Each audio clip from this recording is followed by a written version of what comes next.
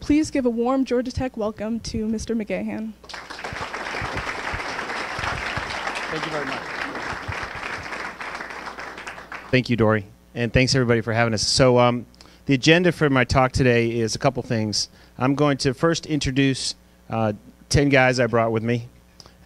These are guys who are in our program right now, and they're going to introduce themselves and talk for about 10 to 15 seconds about themselves to give you all a sense of the people that we're helping and the optimism that we have about helping chronically homeless men. So one by one, they're going to come up and just say something about themselves. How you all doing? My name is Daryl Heidelberg. I was homeless. I stayed right up the street on Peachtree and 5th, and I thank Georgia Works for everything it's done in my life. I start my job tomorrow. I've been clean for 57 days, and thank you.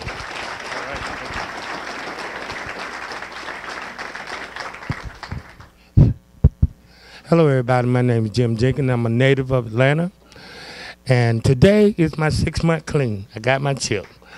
I'm happy about that. You know, I was homeless, sleeping up on the bridges, behind Chick-fil-A, just anywhere I could, dumpsters. But thanks to Georgia Work, I have a bed now, and I'm happy about that. And I'm getting my life together. I have a job. I'm working at the airport now. Thanks to Georgia Work. Thank y'all for letting me share.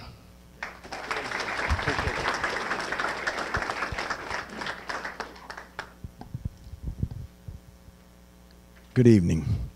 First of all, I'd like to tell y'all that it's an honor and a privilege to be standing before you. I'm Jonathan Dwight Alexander. I'm originally from Miami, Florida. Been strung out on heroin and cocaine for over 25 years. Slept on the streets, stole money out my mom's pocketbook, had no integrity, just thought I'd die. Georgia Work saved my life. They gave me integrity, man, and my family's trusting me now. I'm spending time with them. I'm back with my kids. I've been clean right at about 7.5 months, and I thank God for Georgia Works.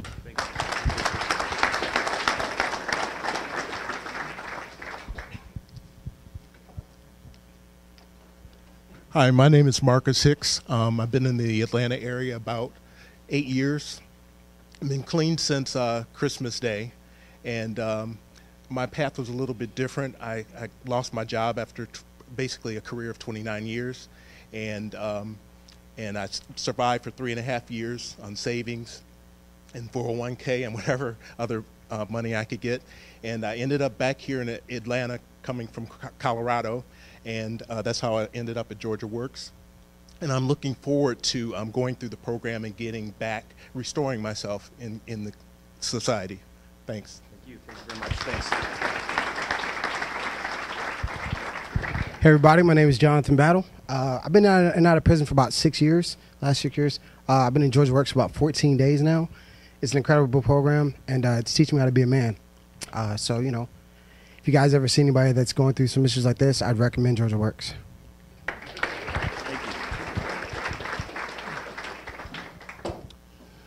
Hi guys, my name is Michael Nelson. I've been in Georgia Works about 8 months. I'm born and raised here in the state of Georgia, and I used to be a pothead, a real bad one. But I've been clean for the past year and a half or so, and I've been in Georgia Works working on some better decisions for my life. I'm married with 2 kids, and I just had a 4-month-old little girl. Georgia Works has really taught me how to be more responsible, how to be more of a man for my children, how to manage my life a little better. It's probably one of the best things that could probably ever happen to me in my life at this point in time. So I'm very grateful to be a part of Georgia Works. So, thank you. Thank you very much. Christopher Twin. I'm from Chicago, Illinois. Recently, my brother died, and I went to drinking, had a bad divorce, and I went to Georgia Works. Been clean 21 days, and it's working out really good for me. Thank you.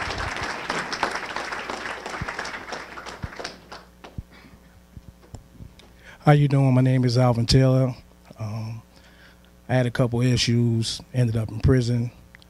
Came home, but didn't have a birth certificate, identification, let alone, you know, family. So I found Georgia Works, and Georgia Works helped me with that. I got my identification back, my birth certificate, and my wife, you know, she's working with me, and Georgia Works saved my life. They gave me an opportunity, another chance to be another human being and a man and a productive citizen of society. Thank you.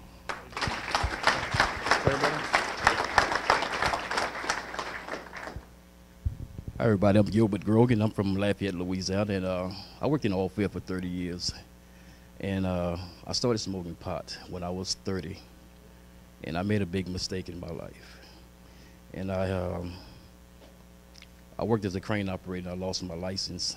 And before that, I was a fitter welder. And now I came to Georgia Works to change my life. And so Chevron Mobile has given me another chance to come as a welding inspector to get my CWI license back. And thanks to Georgia Works, you know what I'm saying? Thanks, man, for helping me here from Louisiana. I brought a lot of guys. I'm sorry, but we appreciate every one of you telling your story. Here you go. How you all doing? My name is Michael Brown. 49 years of age. I came to Georgia Works to get structure in my life. Procrastination was one of the biggest things in my life besides drugs. I'm 4 months clean of crack cocaine. I have a 29-year-old son. Georgia Works has been helping me very much in my life, and I want to thank Mr. McGahan for everything, for him finding Georgia Works. All right, man. Thanks, appreciate you. Thank you. Thank you, man.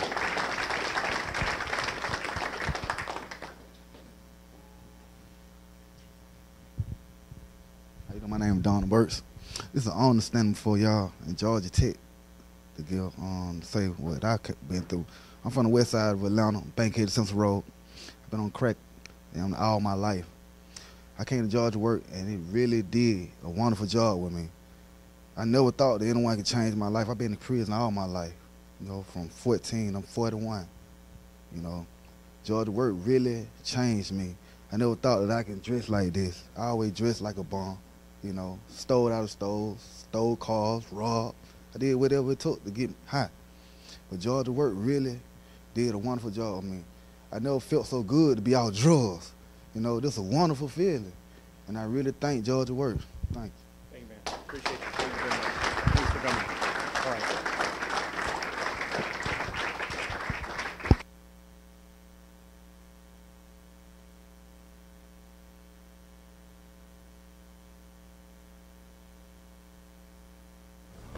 Yes, microphone? Okay. All right. My name is William Christopher McGahan. I'm the founder of Georgia Works. I'll tell you a little bit about me. My grandfather is William Sylvester McGahan. He was an Irish citizen, was born in 1904, came to the United States in 1923 as a 19-year-old. Came into Ellis Island in New York City, and typical Irish guy, drank a lot. Came over on that boat with about $5 in his pocket and a note of a cousin that he was going to go stay with. And he came into a city that had a big party scene, and he was part of that, the Roaring Twenties. And there he is in the middle. And was a big drinker, family lore goes by.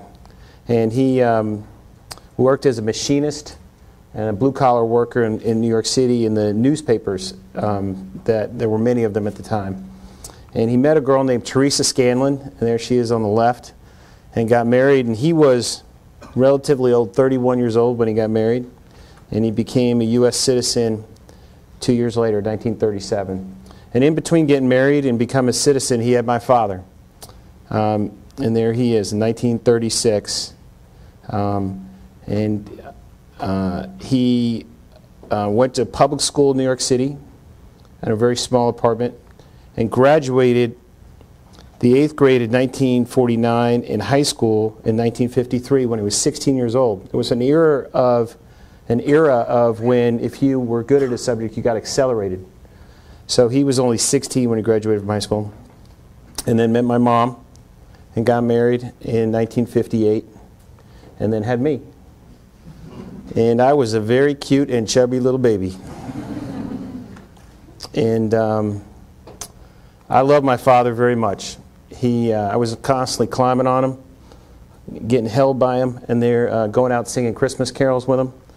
And we used to go to the park together, and I'd love to be held by him.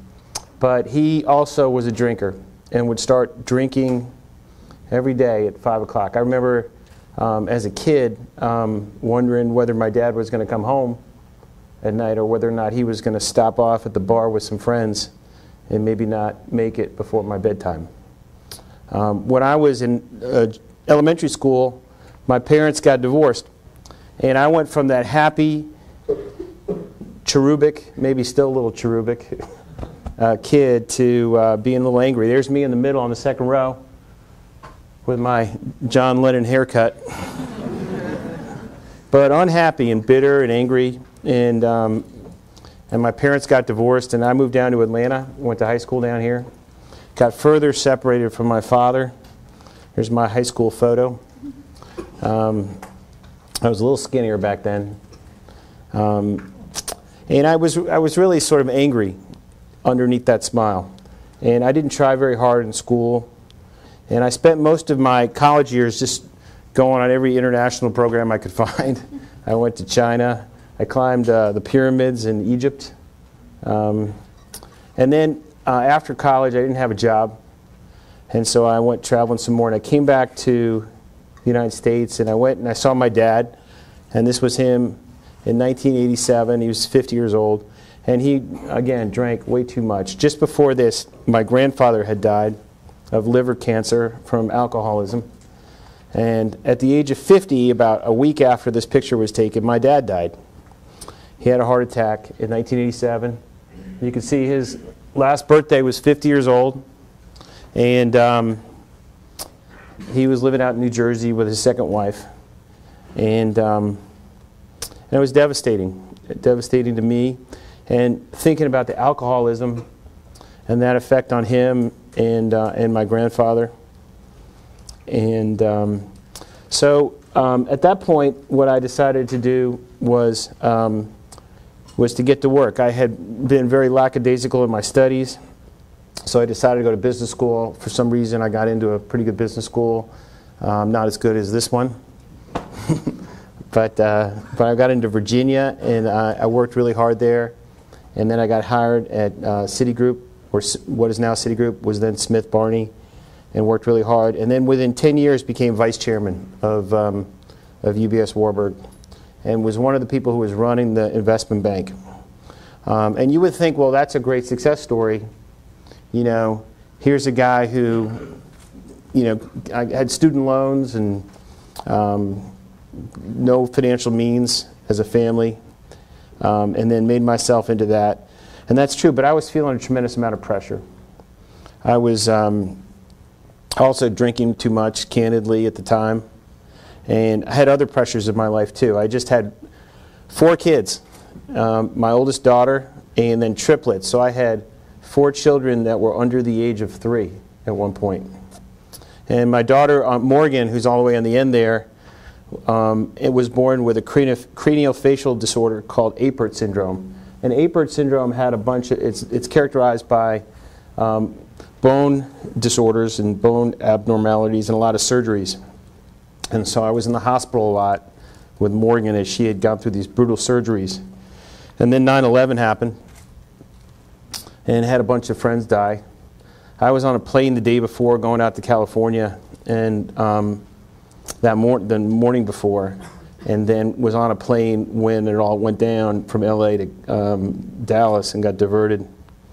And my next door neighbor got killed, and on and on. A lot of the people who died were from Brooklyn or from New Jersey, and it was a horrible time. To give you a sense of how terrible it was in New York at the time, we were all walking around with potassium iodine tablets, getting ready to take them if told because of the potential attack of a radiation attack, and that would flood your thyroid with iodine, and then you wouldn't absorb the radiation. I mean, what a horrible way to live, right? And so in the midst of all that, young kids, house being redone and no kitchen, I just want to throw that on the pile. Surgeries, On top of all that, then I had a client that committed accounting fraud. And here I am, you know, and what that meant was, in the regulatory environment that we were in, is that we would have to go through a brutal period of answering a bunch of questions. And it was horrifically challenging. So much so, I said I'd had enough, and I quit. And when I quit, it even made the news, which made it even more worse to quit even. And so I really, at that point, started to reevaluate my life. Like, what do I want to do with my life? Here I am, it's 2003. I have all these pressures on me, and I want to change. And so I did. I quit, I stopped drinking, and I haven't had a drink since then, just like you guys. And I spent a lot of time with my children, who are now grown. Those little triplets and the older one have all grown up and left the house. And along the way, I met this guy named Joe Collins. So Joe Collins is a guy who I went down to Guatemala and met Joe, and he was a bartender, and he'd started a charity called From Houses to Homes, building homes for people in Guatemala who were in need. And I met him, we went out to dinner, and he shared with me that he was dying of cancer, but that he wanted to use every last moment and every last day that he had helping people because it gave him the most joy, and it really impacted me. And I asked him, I said, Joe, you know, you're not going to help everybody down here. And you know, and he emphasized to me that, yeah, but we were going to be able to help some people. So that really impacted me. So I came back to Atlanta, and I decided that I would end homelessness. And so I started Georgia Works. And so Georgia Works is a program that is built upon the foundations of all of my pain, of my family dying and of addiction, and but also that pain generated a desire by me and a skill set to excel and get business skills and acumen that I could apply to this business, and therefore help men like that. So it was founded in 2013, and the goal is to end homelessness in Atlanta. And it's not a handout. It's an opportunity for a person to learn how to live a self-sufficient life. There are two things that men face when they come into our program. One are obstacles, and those are the easy things, and the hard things are habits. Okay? If a person came in and said, I need a driver's license, I need to pay some fines, I have past due wage garnishments, and I have bad credit, and that was it, we could just give him $2,000, $3,000, and he could be on his way, and then we would solve homelessness. But it's not that easy. The hard part is they have to come in and we have to solve those problems, but then we have to work with them on the underlying cause of the problem. We have three things: the facility that houses and feeds people at the second floor of the Gateway Center. We have intensive case management and therapists, addiction recovery experts, and we have a staffing business that's focused on providing job opportunities to guys so that they can go become self-sufficient individuals. And that staffing business allows us to be a social enterprise that pays for ourselves. So our premises are that people can change. I believe in all these guys. I believe that every one of these guys, regardless of what they have done, can be a productive citizen. And that is a premise, by the way, that not everyone has. I talked to people when I started Georgia Works. I was like, okay, you're going to start this program, and you're going to require people to be clean from alcohol and drugs, to not take handouts, and to work. You're going to have chores for them to do, and you're going to have structure. They're going to have to get up early, and all this stuff. What if nobody shows up? You know, and they all show up. We have guys who line it up to come in here every day. We do not accept as a premise that people come into our program and they have their lives together, or that they just need a little bit of tinkering. If you come into Georgia Works, you're coming into a homeless shelter, and so you're broken, and you need some help, and you need to help at re-examining your life. We have them in there for 6 to 12 months. We offer transitional jobs, housing, case management, AA and NA classes, adult education. Any of you all getting adult education classes? Okay. Financial management, career development skills. And we have a robust, structured schedule. Up at 5:30 with chores, community meetings, daily meetings and, with the case managers, 40 hours of paid work, and then all sorts of community classes every day at 4:30. It's men only, 70% are felons, 100% have prior arrests. Most are from Georgia. And that's the biggest problem in homelessness. So if you look at the homeless population, 2/3 of the problem or the issue is able-bodied, work-capable men, and 1/3 is everybody else.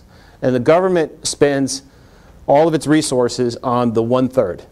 That's veterans, people with severe mental illness, women with children, and that's not wrong that they spend a lot of resources there, but 2/3 of the problem are work-capable men, and culturally we sort of made the decision not to help them, thinking that maybe they have some moral failing and they have to figure it out on their own. And, you know, and candidly, they can't, right? And they need somebody to help them.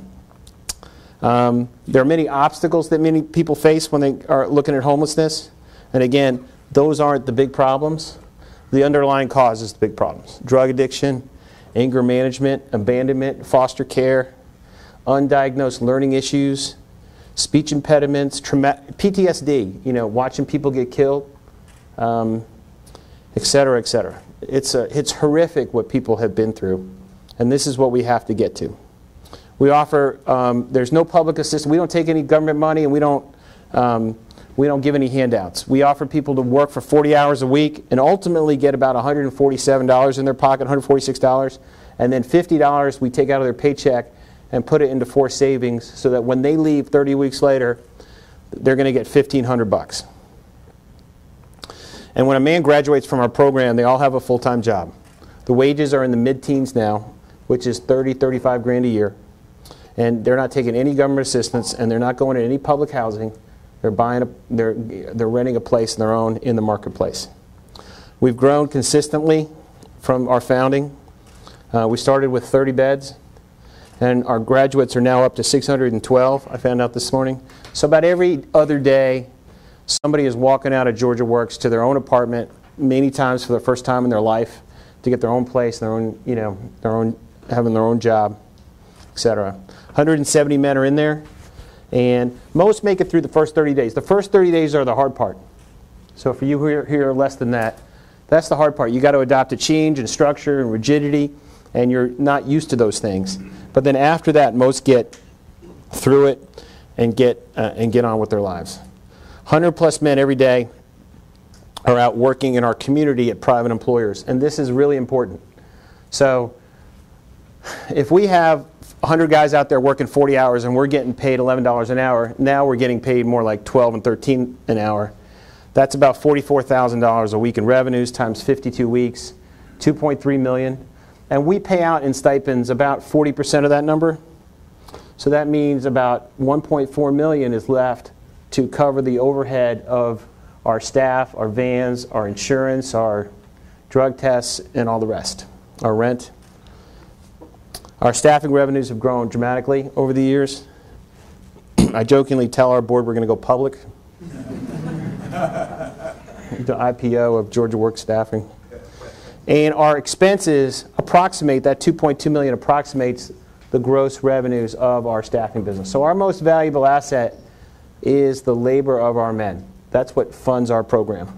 And it's similar to like the model of the Girl Scouts, right? The Girl Scouts, some brilliant person years ago decided or found out that we have this army of little girls. Who's going to say no when they ask them if they want to buy a cookie, right? So it's that social enterprise that relies upon the workforce, and everybody will buy a Thin Mint me more than most. Our cash balance, I originally raised about $3.2 million, and our cash balance is sitting at around $1.6 million and not going down. We're done really raising money.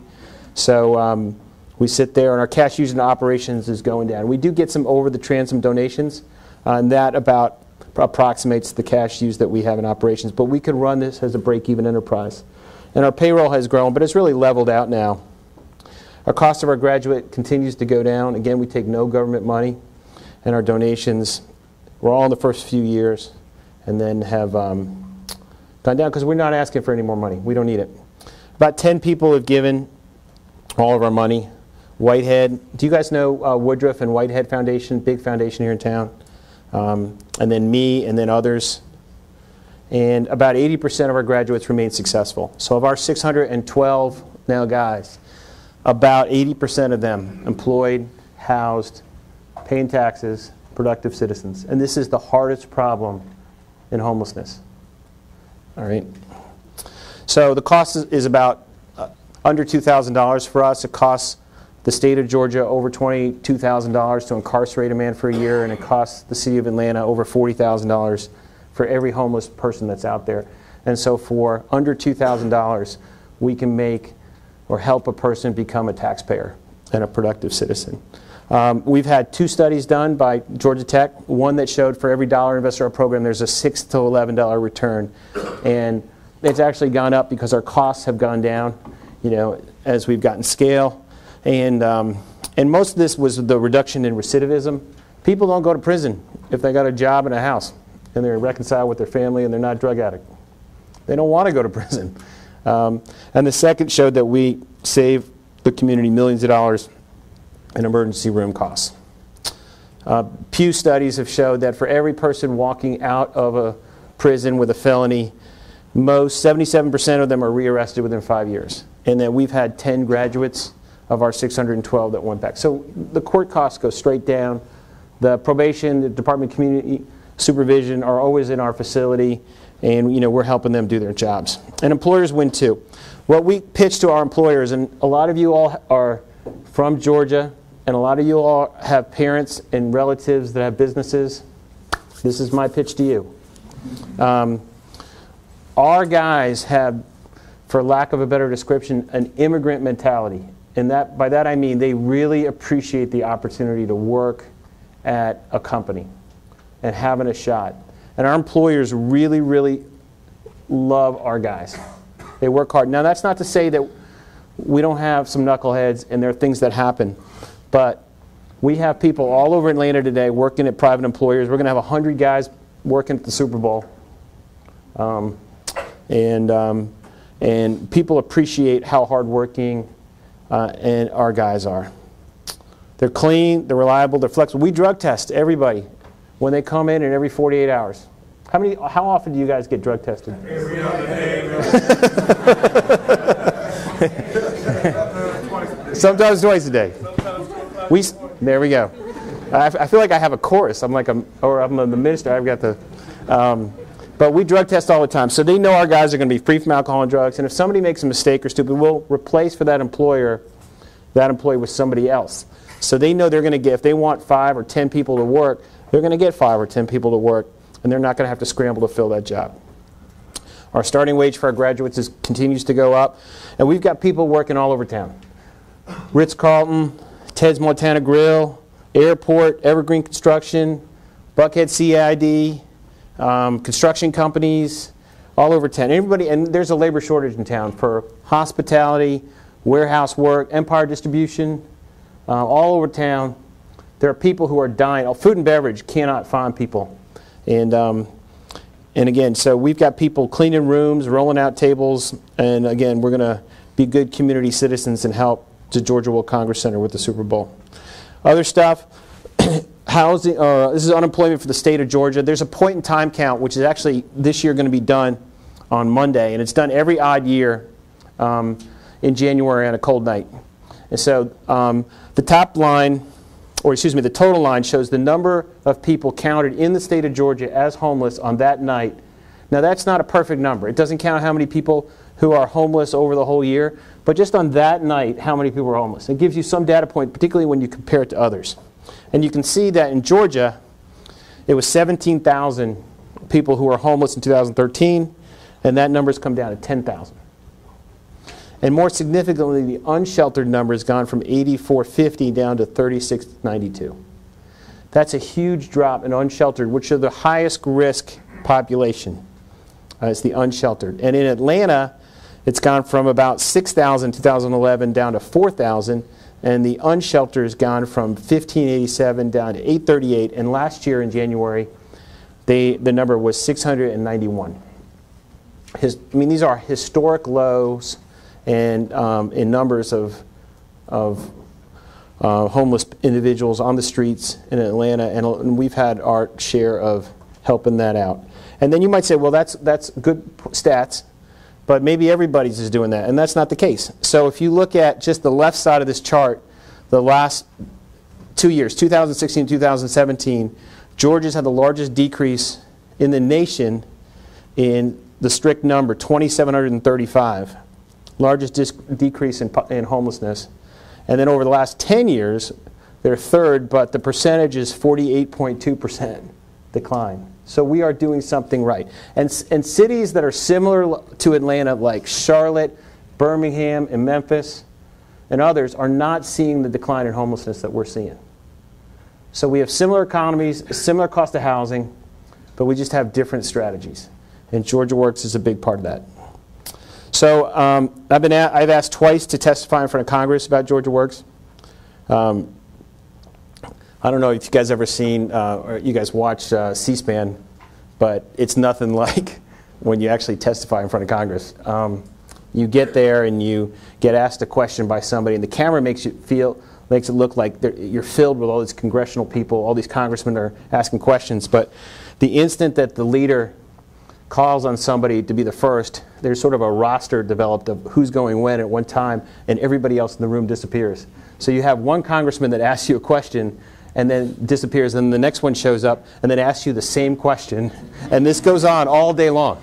You get like 5 questions asked all day long, over and over and over again. So I've done that twice, and it was fun both times. And but what it does show, though, is it validates the fact that we're doing something right. We're doing something. And we are making an impact in Atlanta. Mayor Shirley Franklin has come to our graduation, and Governor Deal's come twice. Our former Governor Deal has come twice. So this is a bipartisan program that helps. It works, right? This is not a. This is not a program that is preaching one side of the aisle or the other. It's preaching personal responsibility, structure, discipline, job opportunity, housing, and belief in a human being, even maybe before they believed in themselves. So that ends my formal remarks. Thank you for having me today, and it's open to questions. Thank you.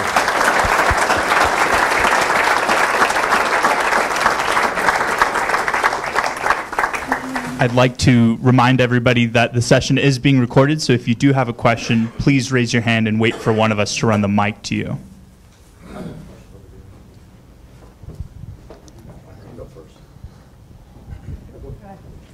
Bill, thanks for this, and thanks you guys, really, for sharing your stories. I wanted to know, you're measuring success of your graduates after they graduate. How do you do that? 2 ways. One, we stay in touch with them. We have all of their information, contact information, their family's contact information, but we know where they want to go to work. And we can just call the employer and say, how are people doing? 80% of the guys in our program get jobs with our employer customers, and the others get jobs in the marketplace. So it's really easy to keep track of 80% of them. Bill, do you think your model is scalable and can be transported to cities like Birmingham and Charlotte? Yes, easily. How much is dependent upon a person like you actually being the impetus behind the program? I think there needs to be a champion, no question, but I don't want to overstate my importance. I think more important than me is the fact that you just have to be disciplined and you need to execute. And so here are some examples with that. Well, first of all, management in homeless services is typically people who go into it aren't going into it because they're going to get rich, and they're not going into it because they're going into it because they have empathy.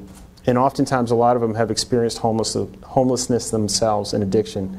So there's a lot of training and teaching that needs to go on with the staff. Otherwise they make mistakes. So things like, we have a zero tolerance policy. If somebody goes out and uses or smokes smokes weed or something, they have to leave our program, no exceptions. Because if we don't, then 168 other guys will, see that and react to that.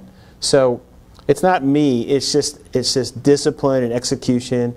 And the other thing that I'll point out is I really think that that boards need to be stronger in homeless services. With many programs, you have a really strong staff, and then you have people that show up every 90 days and write a check, and they go away. They sort of don't want to have anything to do with it anymore. Or they have churches that come down like once a quarter or something and help in the kitchen and then leave. But a strong board is really important. So, but it's definitely transferable.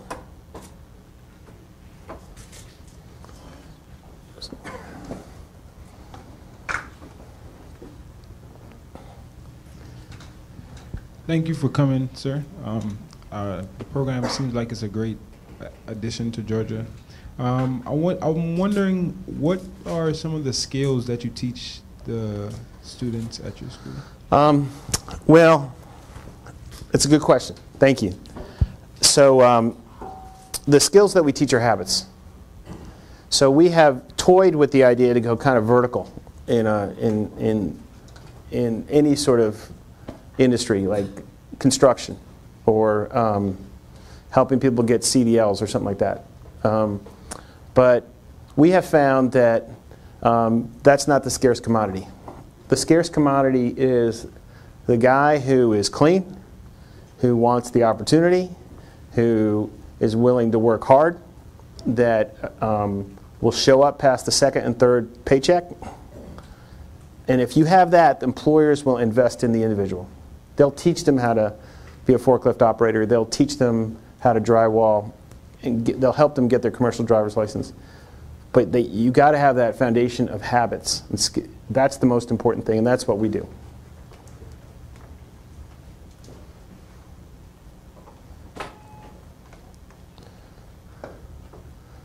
Could you talk a little more about the intake process and what the timeline looks like from the time someone expresses interest to when they actively start in the program? Good question. So most shelters are very rigid in their intake process. And so I thought that's dumb, that we should be the opposite. We should be extremely fluid, because that's how people live, right? If a person comes in on a Monday or Tuesday or whatever day, we should take them in. And so what we do though is we have intake every day at 10 a.m.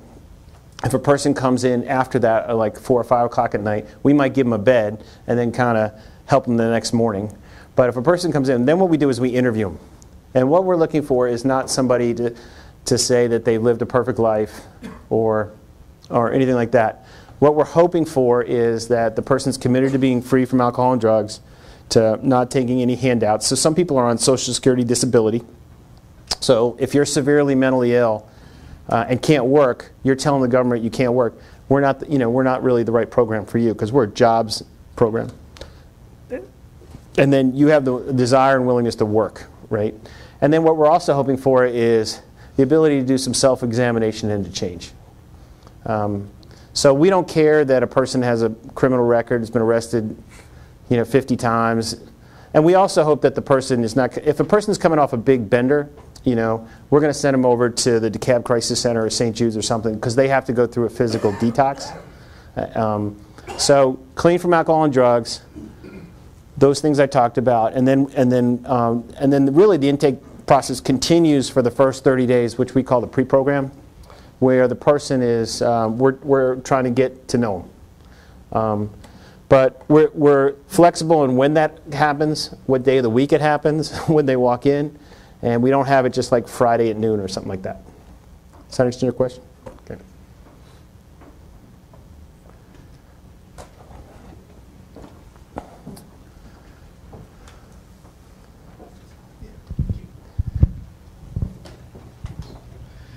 Thank you for your talk, and congrats to everyone who's here. I guess my question was, you have such a great program, and I was wondering in what ways could a student community like Georgia Tech help your company? Well, we have Georgia Tech students down there all the time. So who is here that's helping us right now? Right here. Okay, there you go. Right now we're sort of doing a big revamp of our social media. We have we do all sorts of things. We focus on helping homeless men, and we do that really well. And then we do a whole lot of things poorly, like like our social media and talking about ourselves. So what we're hoping that these folks can help us with is rebuilding our website, helping with getting our word out, promoting ourselves, telling our story. And why that is important to us right now is because we're going to expand into Cobb County. We're going to go hopefully into Clayton County, into Gwinnett, Decatur, maybe to Augusta and Savannah. And having ourselves be better known is going to help that, because these communities are going to be like, who are those guys? So that is specifically toward, so that's the current project that we're working on. The other projects before have been things like validating our model, going through our data to make sure that what we're saying is true, coming up with a study that showed that that for every dollar in our program there's $6 to $11 returned. All those things help validate us and help us with donors and folks like that. So it's really your intellectual capability that we're looking for out of Georgia Tech, not some other things that we can get out of other people. So thanks. Any other questions? In the back, some over here. Thank you for presenting. I was wondering, you've done a fantastic job and clearly it works. So I was wondering, why have you not raised any government money or partner with public sector to sort of grow it in the Atlanta area more? Well, here's the thing about government money. They want to know how you spend their money, and they want a report. And they want that report to be done on a certain date. And why I sort of am smiling when I say that is, we want the flex. Our program is like no other. So they have programs, or they have money that falls into buckets. Housing first money, shelter plus care money, on and on and on. People with AIDS money, veterans money. We are a program that's none of that kind of money, right? And when they give you money, they want to know how you're spending it. And you have to kind of speak their language to do that. So there's kind of a scalability issue with it. The strategy with government money should be you should take none of it or take a lot of it, because you're going to have to get employees to sort of manage that process, right? When are the dates due to apply? When do you have to report back? And all that sort of thing. And so we've taken the strategy of not taking any. That may change at some point, I don't know. And we don't need it, because of the labor of our guys is producing enough money to fund our entire program. But the real thing that I've been wrestling with is how to expand Georgia Works to other locations. And I think I've come to the conclusion that the best way to do that is really to merge with existing providers of homeless services that aren't doing as good a job. And then be able to roll in our model, give the people who are working there employment security, help retrain them, and then be able to help those communities and those populations with the way that we do things. So thanks for your question. Yes? Bill, too. First, when I go out and the students go out, there's some men on the street. And you've told me we need to get them inside. Yes. So that they don't die. Yes. And so I've run some experiments. I try to give them a Georgia Works card, makes them real mad, man. And so then sometimes I give them money and a Georgia Works card. And they're less mad. In both, they're less mad, but I still see them again. Yeah. And so what do we do? You're not the right person to talk to them. That we do, to help motivate to get these men, or to not feel so bad about humanitarian aid of getting them a meal that night. Yeah, it's tough. So let's start there. Nobody wants anyone to be hungry or cold or worse than that, right? So, so there are shelters all around Atlanta that have capacity. Atlanta Mission, Salvation Army, and others. Gateway runs a shelter on the west side that all have capacity. These are low barrier shelters. Remember Peachtree and Pine that was over here by Emory? And that was a low barrier shelter, but in my opinion, not run the right way. But so there's capacity out there for people to go inside if they want to. So the question is, how do you get a person who is on the street indoors? And I'm not the right person to do that. I think these are the guys to do it. And so we send guys out for the United Way. Have any of you guys ever done this? There we go. And have them go out and talk to these guys and say, hey man, this isn't where it's at. So they've got to make the decision themselves. They can't be forced. And you know, you're dealing with a lot of people with mental illness and people who are addicts. And so they have to be convinced. And their mental illness, by the way, is somewhat rational. If every time they've gone inside, they've been beat up or abused, or we're in a gang and they're afraid of other gang members who might be in that shelter and they don't want to go in there. I mean, that's not an irrational fear, right? So they have to get over that hump and trust the people that they're dealing with, and that's not usually going to be me, right? So it's going to have to come from the guys who have been there before and to convince them to do it. So I don't really have a great answer for you, other than we do outreach, the numbers are coming down. I do think, though, that if you give them money, you're not helping them, because the more that we can get them inside, the better we're going to help them out. Okay, the second question is, when the men graduate, there's a shortage of affordable housing. Yes. And that's your issue, getting men housing. Yeah.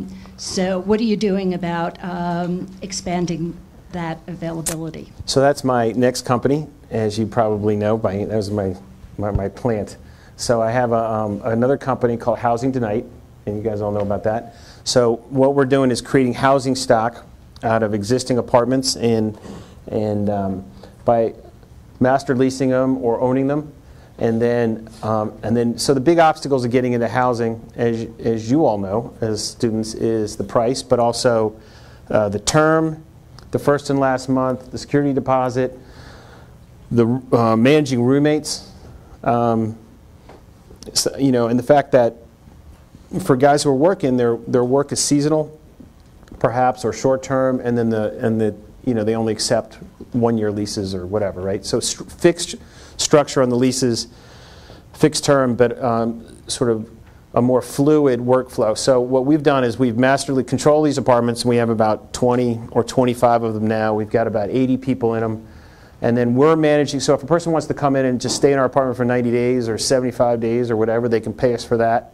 And then if they can afford, you know, $350 or $400 a month, we'll put them in an apartment, and they might have 3 other roommates, you know, and so they might have 2 guys per apartment, but they have a fully furnished apartment, TV, living room, all that, and they only have to pay $400 as opposed to trying to come up with the $1,100 and going through all of those hurdles of, you know, security deposit and all that kind of stuff. So it seems to be working well. That also is, like the Girl Scouts, not a money loser. We've been able to, even with some vacancy, able to create a margin out of that business. And so that also will be self-sustaining once we scale it, and while providing housing to a lot of guys. And it's not just graduates of Georgia Works. We have moms with kids in there, and we have all sorts of folks in there. The alternative to, so you have apartments, you have shelters, and in between is really extended stay motels, which is a horrible place to live. So, questions? Thanks very much for sharing your experience. You talked quite a lot about how you were inspired to start a social enterprise. Could you talk a bit more about the sort of detailed understanding of the problem space that you must have acquired before finding the solution? I skipped over that because I didn't want to bore you. But I spent about, I spent almost a year figuring that out, trying to figure out what was going on in Atlanta and homelessness. I would go out at night and go into homeless shelters. And I wouldn't go like into the shelter. I would actually pretend I was homeless. Anybody ever see Cool Hand Luke? Yeah. It's a great movie. I was like the warden who came in on the bus, you know, and then went into the shelter and spend the night in a room this big. There'd be like 50 people sleeping in bunk beds. So I did all that, try to figure out what they were doing right and wrong, talked to every provider in town, and you know, and emailed all sorts of people, used every connection I had to try to get in to see them, to talk to them, read a bunch of books on it. So I did all that stuff, and that's where I came to the conclusion that you know, the biggest problem is work capable men in Atlanta, you know, and still nationally. That's the problem, you know. And culturally, we have made this decision. We think that men need to man up, right? Men need to take care of their own business, And they have like a moral failing. It's a morality issue that they can't stay off drugs.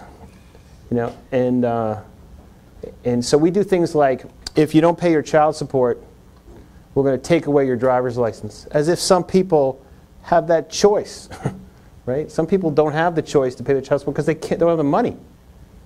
And then they get their driver's license taken away. So this is the big kahuna, the big block of people that needed the most help. And I went around the country. I went to Ready, Willing, and Able in New York City. Anybody ever hear that program? Went to other programs. People in homeless services are very giving and helpful in teaching you about what they do. Unlike, you know, if you were in another industry. And then took the best of those programs and adapted it to Atlanta. Like they do things like snow removal. They have verticals and some things. They don't deal with private businesses. So that's kind of the thing I went through, just like you would do if you were doing due diligence on whether you were going to buy a laundromat or something. You would try to find out everything you possibly could about the business and the global trends, and then make your decisions that way. Last question.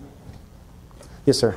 Hey, I was just curious. You talked about not trying to get into social programs, and I'm sure you're involved with a United Way, but how else are you trying to get like kind of corporate sponsorships and any different private sector relations to try and help boost potentially other cities or even expand locally? Yeah, I mean, corporate relationships are really important. But, you know, but our main thing is jobs.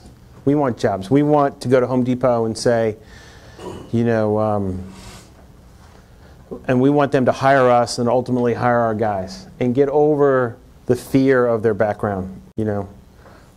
And that, but I understand that fear. You know, some of these guys have done some stuff that they're not very proud of. And it's on their criminal record. So I get it. And they have insurance companies behind them that that preclude them from hiring certain kinds of people and doing stuff like that. But so we have to overcome that, and we do that through a sales effort and by introducing them to people. I brought these 10 guys here today because if I sat up here and told you about homeless people and people lying out in the street and all that, you would be like, you know, that's sort of an abstract sort of thing that that's not real. But if you meet 10 people, you see that they're all over there just like you guys. They're looking at their phones.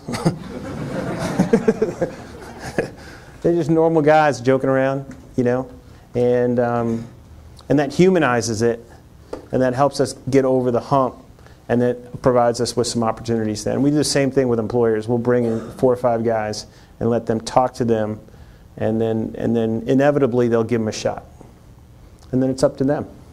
So, but corporate relationships with jobs is the most important thing for us. And even going to a new community, getting jobs, getting opportunities.